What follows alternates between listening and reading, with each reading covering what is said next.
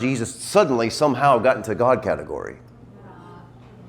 Isn't it interesting how just prideful we've become, and that we've been able to look at Jesus, us spirit-filled, charismatic people looked at Jesus and said, well, that part's for me and that part's not for me, and that part of Jesus is for me and that part of Jesus isn't for me. And yet we criticize all the other denominations that sit there and say that healing stuff isn't for today, but telling people about Jesus is for today. And the signs and wonder miracles, that was only for the early church. We criticize those people and we do the exact same thing except worse. Because how can you have greater revelation and still be just as ignorant? And ignorant isn't a bad word. I'm not saying stupid. I stopped saying stupid a long time ago. I found out that it turns people off. But really, take a step back and realize this is what we have done.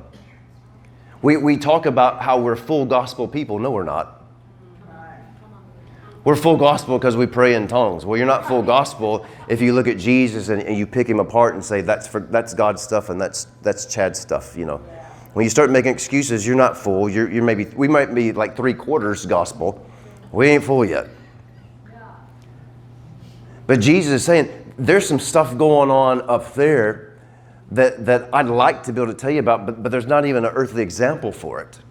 But you're still getting stuck on stuff that there's actually an example for that I can use that's on earth to explain some heavenly things. You're getting stuck on that. I can't go any further if you don't even get this. And isn't it interesting that the thing that Jesus is talking about that's so very basic is the fact that as a spirit being, you should be having spiritual experiences. Yeah.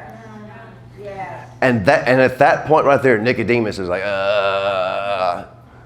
But you know what's sad? Most Christians are right there too. I don't know about that. That's weird. Isn't it weird that we for probably about 30, 40, 50 years, or actually, probably about 50 years, we have been hearing, you are a spirit. I have a soul.